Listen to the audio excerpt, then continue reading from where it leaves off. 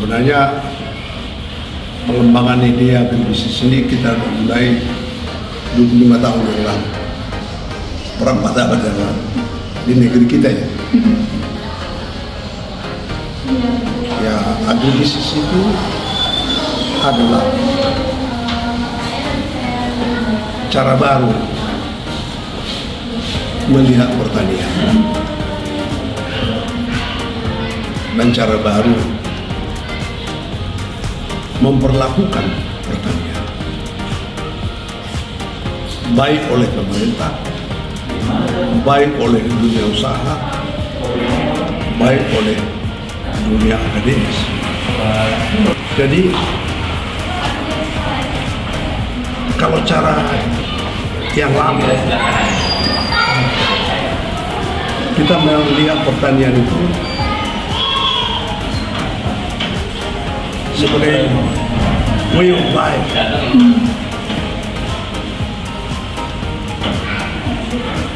dan melihat pertanian itu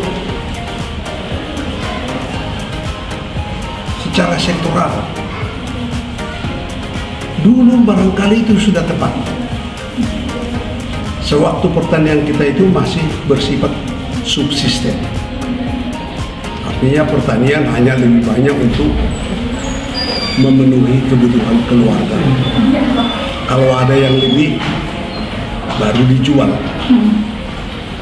Tapi sebenarnya tujuannya adalah untuk pemenuhan keluarga. Dengan cara demikian, pertaniannya tidak dinamis, dia lebih statik. Dan pertanian itu tidak membutuhkan pendidikan dan organisasi pertanian dan organisasi petani yang lain. Itu cukup diurus oleh keluarga saya. Begitulah paradigma lama mengenai pertanian. Jadi pemerintah melihat itu hanya sebagai sektoral, sektor pertanian, dan dibagi-bagi lagi dengan subsektor. Jadi membangunnya juga ada pendekatannya sektoral, bahkan pendekatan subsektoral. Dan pembangunan juga dilihat sebagai inisiatif pemerintah untuk membantu para petani dan keluarga. Tapi zaman sudah berubah, tuntunan sudah berubah, dan kebutuhan pangan kita sendiri sudah berubah. Berubah dalam kuantiti karena pertambahan penduduk, berubah dalam quality, dan berubah dalam macam-macamnya, diversifikasi. Cara pertanian yang subsisten yang dulu tidak mampu memenuhi kebutuhan zaman yang sudah lebih maju dengan penduduk yang lebih besar. Maka pembangunan pertanian harus dirubah paradigmanya. Pertanian harus dilihat sebagai suatu sistem yang utuh, mulai dari hulu sampai ke hilirnya dalam pendekatan yang baru ini, yang kita katakan dengan pendekatan sistem agribisnis. Pertanian itu hanyalah satu subsistem dari sistem yang lebih besar. Jadi dalam pengertian ini tidak cukup lagi pendekatan sektoral pertanian on farm. Kita membutuhkan paradigma baru, pendekatan dengan sistem on farm dan off farm itu. Dengan demikian maka pendekatannya bukan lagi sektoral, tapi pendekatannya sudah intersektoral. Pertanian tidak bisa maju kalau tidak ada hilirnya. Hilirnya ini adalah dari processing, agroindustri, sampai pada konsumer terakhir gitu. Kemudian ada juga di hulunya, industri di hulunya, industri pembibitan, industri mesin-mesin, industri pupuk, industri obat-obatan, dan lain-lain. Dan ada jasa penunjangnya kan. Semuanya itu butuh SDM tuh. Nah, makanya harus ada jasa penunjang untuk bagaimana pengembangan SDM. Sekolah-sekolah lah yang langsung pertanian dan yang ada hubungannya dengan pertanian atau dengan sistem agribisnis itu kan. Ada subsistem pemasarannya juga, jasa yang dibutuhkan kan. Nggak mungkin sampai dari pertanian, dari on farm kepada final consumer itu kalau tidak ada jasa marketing itu. Ada juga jasa pertanian, hulunya dan hilirnya membutuhkan juga financing kan. Membutuhkan juga financing. Sebenarnya ada juga bisa diklasifikasikan jasa layanan pemerintah kan. Itu juga jasa itu untuk memajukan sistem agribisnis. Tapi dengan paradigma yang baru agribisnis ini, kita lihat pertanian, hulunya dan hilirnya adalah bisnis. Jadi itu bisnis, bukan way of life. Artinya para petani dan pengusaha itu dia harus melayani kebutuhan dari konsumen. Pasar itu mau apa? Kalau dia mau kambing, ya dipeliharalah kambing. Kalau dia pasar itu mau domba, dipelihara domba kan. Ini pekerjaan kita bersama-sama. Kalau industri tidak mengolah pertanian kita ini, maka nggak bisa maju, nggak bisa pergi ke diekspor, nggak bisa dijual ke pulau lain begitu. Dan jadi mengelola sistem agribisnis ini tidak cukup hanya Kementerian Pertanian atau tambah dengan Kementerian Perikanan dan Kementerian Kehutanan. Dibutuhkan kementerian-kementerian lain. Makanya tadi saya katakan tidak cukup lagi pendekatan sektoral. Itu harus pendekatan intersektoral. Jadi sistem agribisnis itu harus dikelola dengan sistem intersektoral.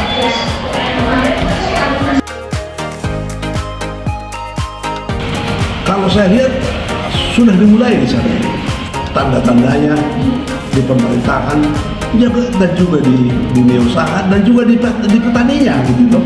Sudah semua ngomong mengenai agribisnis. Agribisnis cara baru melihat pertanian, melihat masa depan, melihat visi dan misinya. Bahwa itu adalah sistem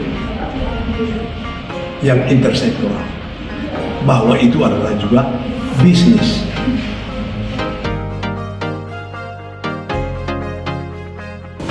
Jadi gini, ada pandangan yang salah belakangan ini di pemerintah dan juga di dunia usaha dan karena tadi itu belum benar-benar disadari bahwa ada perubahan paradigma itu.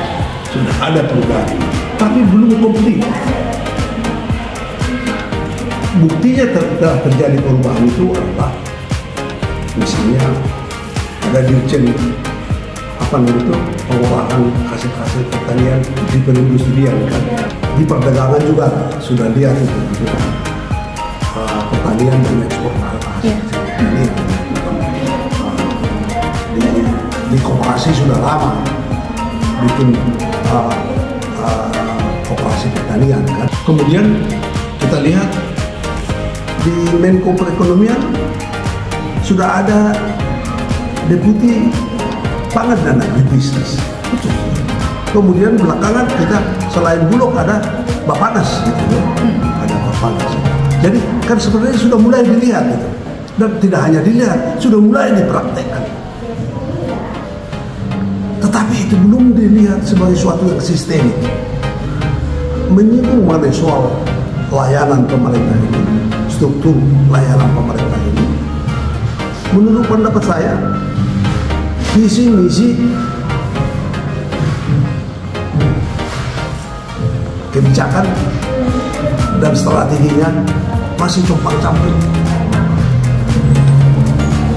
Tidak sejalan antara struktur pemerintahan, administrasi pemerintahan, dengan visi misinya, dengan strategi dan kebijakannya.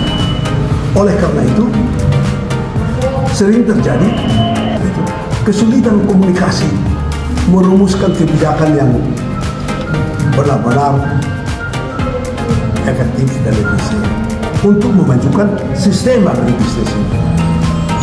Saya bukan ahli administrasi pemerintah, tapi saya tahu bahwa struktur yang sekarang belum bisa melayani paradigma baru. Sekali lagi, saya bukan ahli pemerintahan, tapi saya lihat ada kebutuhan itu. Barangkali Deputi Pangan dan Agribisnis itu justru perlu diangkat menjadi Menko Pangan dan Agribisnis. Dialah yang mengelola tadi itu, mengkoordinasikan tadi komponen-komponen yang sudah tumbuh itu kan.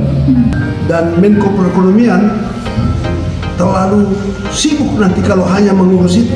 Dia justru mengurus sistem perekonomian yang di luar itu. Saya secara simpel aja, dilihat dari PDB, sistem agribisnis Indonesia itu lebih besar dari 40%. Nggak ada suatu multisektor yang seperti itu kan jumlahnya. Kalau kita lihat pertanian 14%, kemudian di industri pengolahan berapa? Sekitar berapa sekarang? 28%.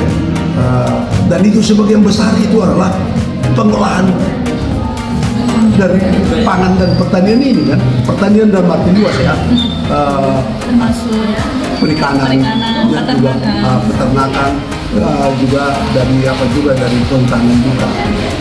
Ya, itu lebih dari 40%. Jadi pantaslah itu suatu Menko yang mengurus itu.